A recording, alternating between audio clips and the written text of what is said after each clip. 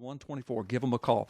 Brandon, I know you've been listening to the show today, and you've heard us talking a lot about ISIS or ISIL, and you heard me talk about this National Review article, Judicial Watch, outing some federal bulletins they've gotten, speaking of this imminent terror threat from ISIS in the United States coming right across our southern borders. There's a city, Ciudad Juarez, in Mexico, that is an ISIS stronghold, and ISIS operatives apparently are bragging about they're getting ready to launch terrorist attacks like we're seeing in the Middle East right here in America. What say you about that?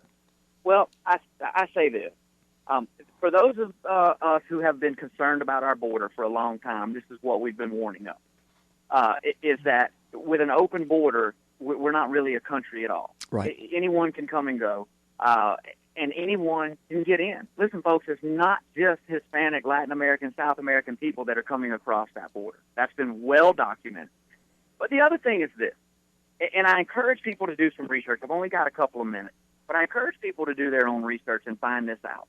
ISIS or ISIL or whatever new name the powers that be decide to give them next week to confuse people about what's really going on is Al-Qaeda. Right. That's who they are, okay? Right. ISIS is just the new name that's been given to confuse people because, oh, yeah, our government and others have been caught giving arms and funding to Al-Qaeda. Well, and we can't call them Al-Qaeda anymore. No, and Al-Qaeda came out of the Muslim Brotherhood. The Muslim Brotherhood, and we've got Muslim Brotherhood. Came out of Nazi Germany. Right, so, exactly. Now, you want to get into history, we can go there. But here's the thing. Our government are such hypocrites. You and I, when we go to the airport, we have to walk through a microwave and get radiation shot through our body in the name of protecting us against Al-Qaeda, or now it's ISIS because we've been caught funding and giving arms to Al-Qaeda.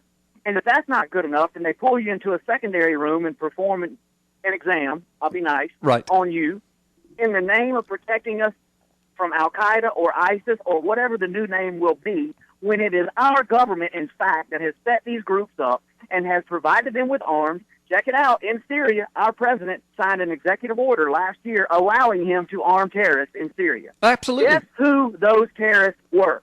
Yeah. It's the same people that are now, we're being told we have to give up our rights because they're here to fight us. Right. I'm not giving up my rights because our government is crooked. Right. Absolutely. Brandon, very well said. You hear the music. We're out.